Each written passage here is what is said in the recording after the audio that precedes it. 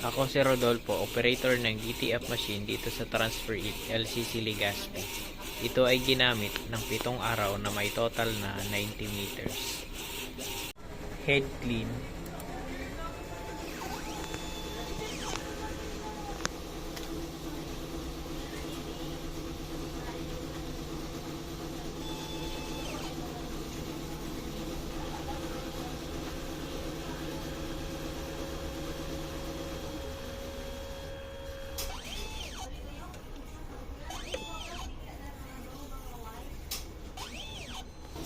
Punasan ang wiper pagkatapos mag-head clean.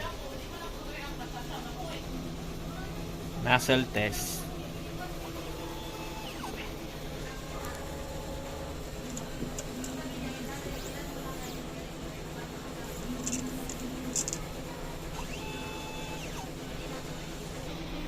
Ang ink system label namin ay tama lang. Ang damper ay pinalitan this March. Ang waste tank ay nilinis ngayong araw. Ito ang ABR. At dito naman nakalagay ang ground wire. Dito nakalagay ang stock ng unused ink. In-use ink. Consumable withdrawal. Physical inventory. Daily output.